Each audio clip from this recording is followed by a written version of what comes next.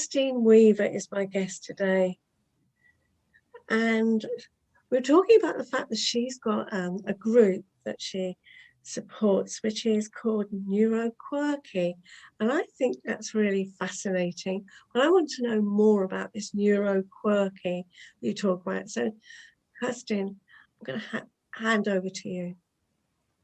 Oh, thanks. So I'm diagnosed with ADHD, which I only discovered relatively recently in the last decade. And I've been exploring all of my other aspects of myself. And I've got a lot of neurodiverse traits, but no, neurodivergent. This is what happens. I get muddled with the difference between neurodiverse and neurodivergent. And when I talk about it, then I've used the term neurowonky before, because I'm like, which one is it? No, I'm just going to forget about that. And the other day, when I was talking to someone, I came out with neuroquirky, and I was like, that's brilliant. That's what it is, because I've got a lot of aspects in me that are like a little bit OCD. I've got friends who are very OCD, and I'm not as bad as they are, but I've got a bit. I can recognize my OCD. I've got my ADHD isn't as bad as some of my friends are, but I'm medicated for ADHD, and so on. There's lots of different aspects of myself, Right. and so my aim for the group is to talk about my bits, to try and help people to understand their aspects of themselves. Yeah. And when you're talking about OCD, for example, I have traits of it. You know, there's certain things that I want in a certain way, but it doesn't rule my life. But I know I'm on that spectrum. Yes. Definitely. Yeah, and I know when it kind of comes out in me, because if I'm stressed, then that will come out in me. It will be about counting things. Yeah. And so, yeah, and I recognize it, but I know it doesn't interfere in my life.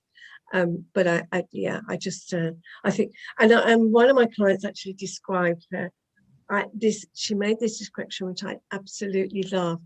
And she talked about being paddling in the shallows of autism. And I thought, yeah, because we're all on that continuum somewhere along the line, even if we're just paddling in the shallows, some of those things could come out. But that's great. I've got a lot of sensory issues, and I'm waiting for an autism diagnosis, which is such a massive privilege. And I've been waiting for that for a long time, to understand if that's how much that is a part of me as well.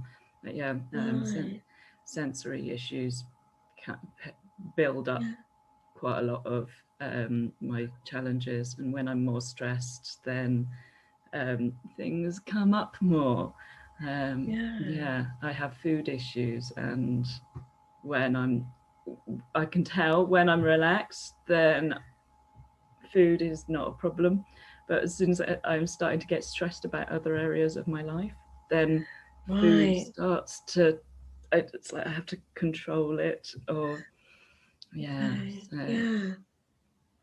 So ADHD, let's talk about that and your experience of it, because I think, you know, there are a lot of people who struggle, and I know a lot of people who want to try and understand it.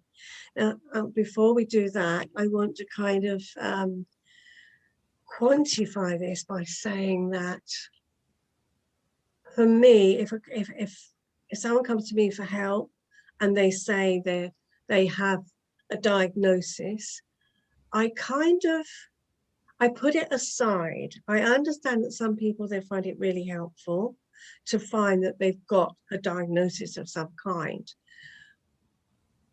but it would be disrespectful of me if I actually just treated the diagnosis rather than finding out how that person was struggling with it, how it affected them.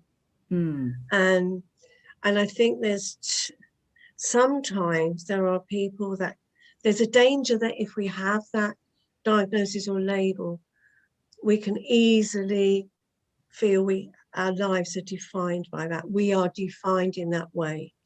And actually we're so broad as people. We've got so many different aspects to our lives.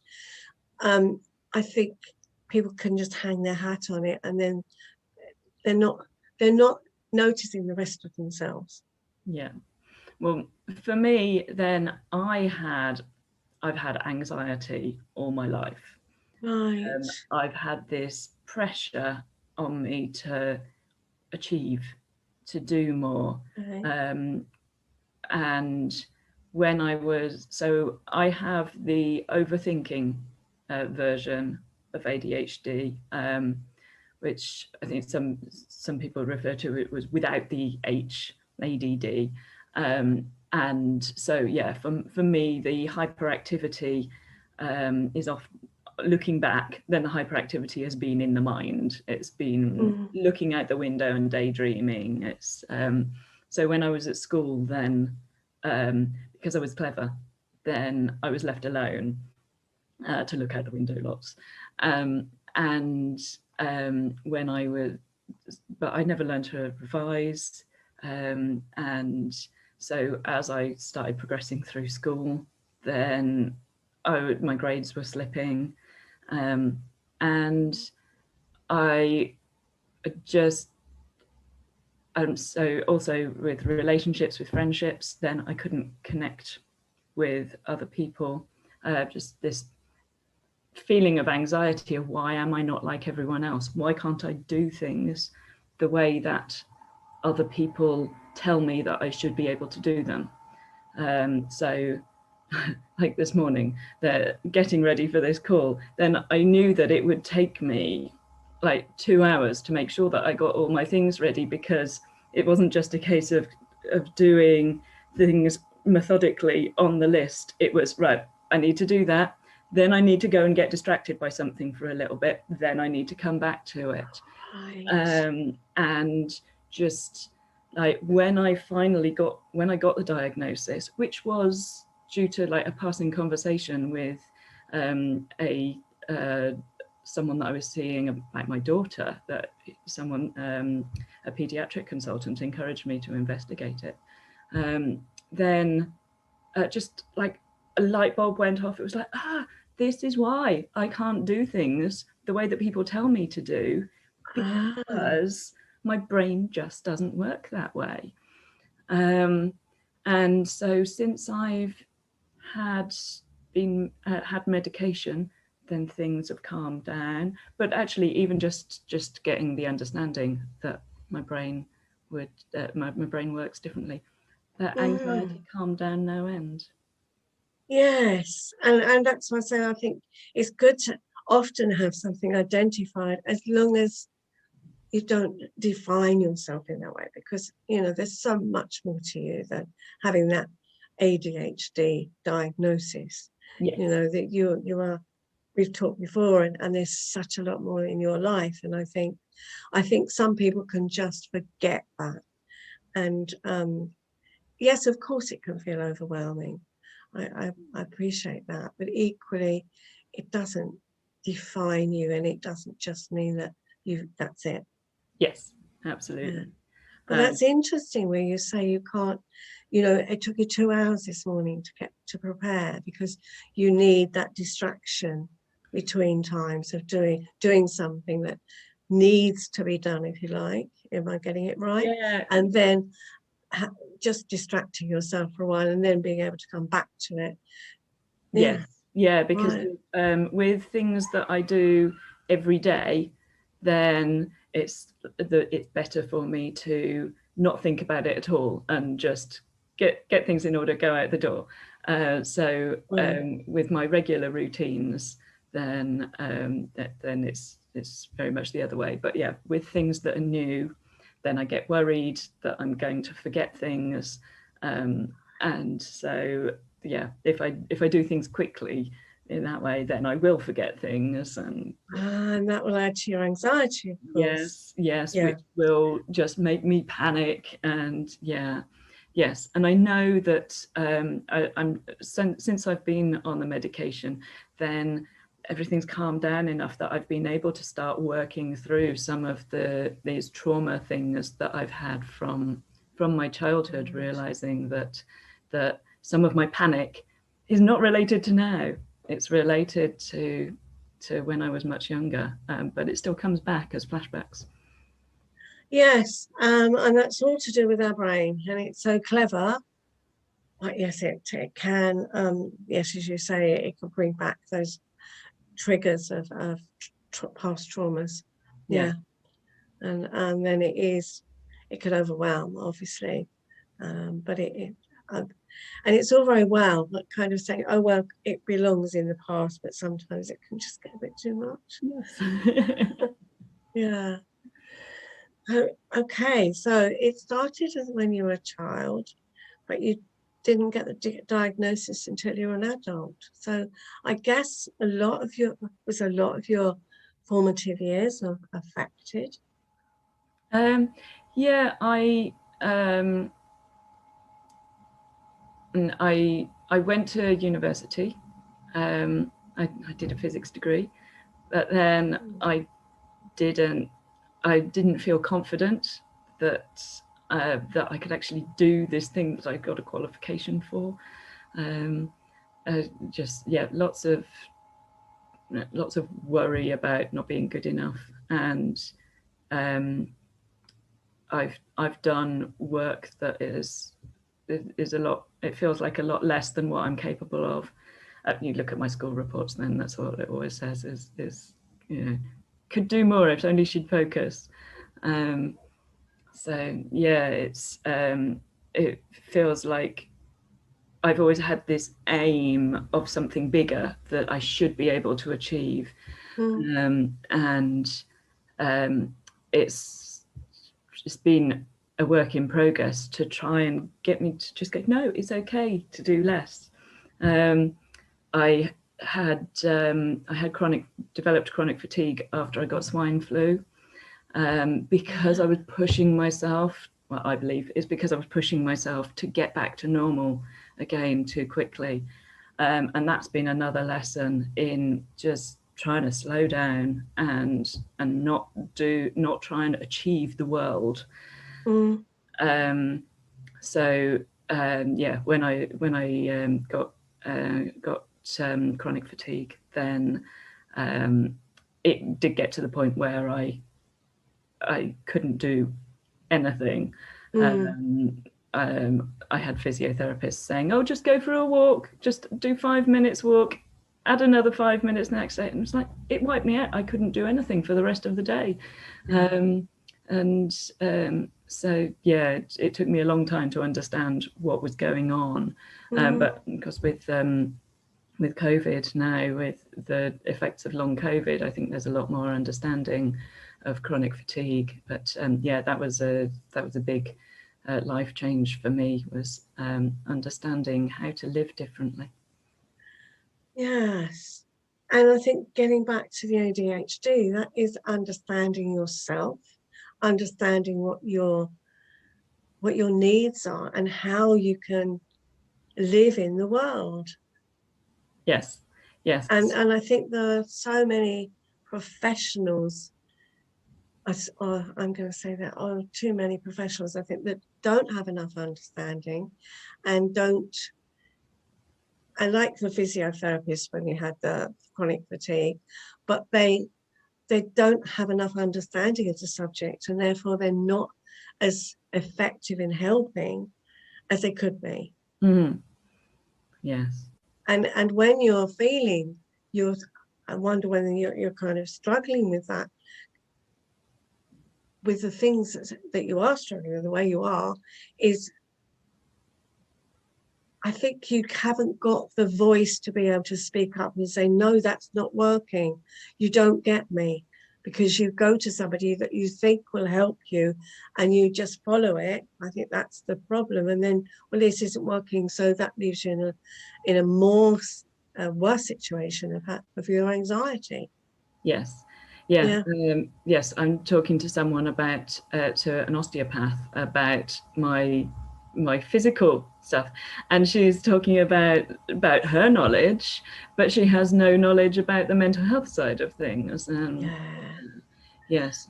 Yeah, and that is the problem, isn't it? Because I think even if you go to your GP, I mean, my kind of experiences, I will go with a particular thing. I This part of my body isn't working as well as I want it to, or there's something wrong with this particular, a symptom. But they don't look at me holistically, Yes. and they'll say, "Oh, you've got a headache. Okay, we'll treat the headache." But actually, the headache could be related to something much more.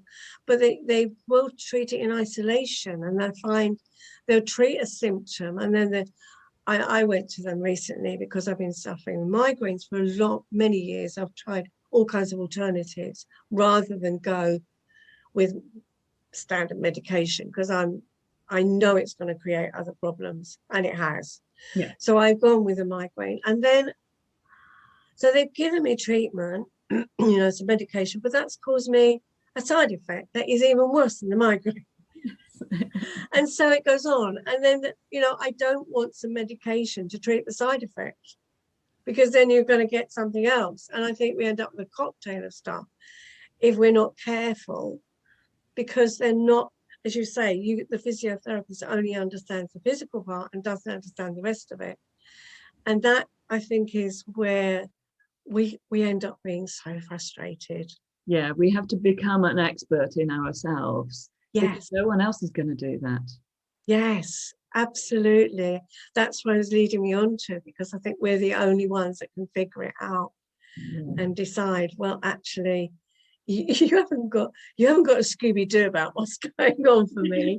And I might need some help. And if that medication helps me, then that's okay.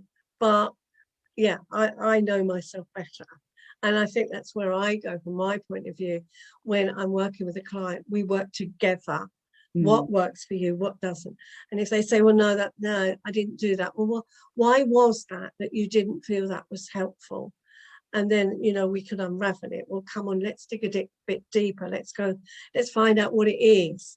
And I'm kind of, one of my supervisors said that what we do is we get down and dirty. And I think we just, come on, we're going to get to the bottom of this, not just treat the symptom that you've brought, because that's not what's going on. That's not what's really the problem. Yeah. Yeah. So yes, finding out understanding our own bodies and being in touch with them. Yes, yeah. And I found that dance has been my freedom, to just, like, when you get things stuck in the body, just movement, that my stims, my like, because I'm slightly anxious being on camera at the moment, then I'm aware that I'm starting to scratch my skin and stuff, because that's helping to calm me and keep me focused. But there's something in me that is just going, yes, you need to move, you need to get up and dance, and listening to my body, listening to what it's telling me. And I think people, not only with ADHD, but maybe they've got something that the way they struggle in the world, I'm going to put it that way, whether it's anxiety, depression, whatever. And I think they find ways. You with dance, I mean, there are people that singing helps them. Writing helps them. And I think it's finding that way, isn't it, that allows us to cope with whatever it is. And you say you need to move around. You need to get that movement going. So you've learned what it is that works for you. And I think that's a really great message to anybody listening to this. Find what it is that helps you Yeah. Don't go that, well, you've got to walk 5 minutes and then try another 5 minutes. If you don't like walking, it's not, and if it's leaving you more exhausted, that's not going to help chronic fatigue. So Yeah. yes. And I remember having some physiotherapy because with my migraines, got a lot of pain, and she gave me these exercises, and they're not even touching the sides. You don't even understand what I'm going through. And so yes, it is frustrating when someone says, all you need to do is that, and you think, no, that's not working. Yeah. The moment when you have someone hear you and validate your experiences, it's just incredible. I remember I had some pain in my neck at one point, and I was going all over the place and just having someone saying, I believe you, just and relaxed, and suddenly the pain in my neck was, I mean, it was still there, but it was substantially less. Yeah, validation is such a big thing, isn't it? Being heard, validated. So you set up a Facebook group, haven't you? And it is called Neuroquirky. Yeah. And it is, from what you tell me. Well, no, you tell us what it's about, because Oh, well, it is. It's about me exploring, telling people about myself, and things that I see in myself and others, as a way to get people to relate to what's going on with themselves. Like, if I can share tips about what helps me, then it may be that you go, oh yes, that's what I need, but it might be that my story, just listening to my story, gives you something to go, oh, this might work for me instead.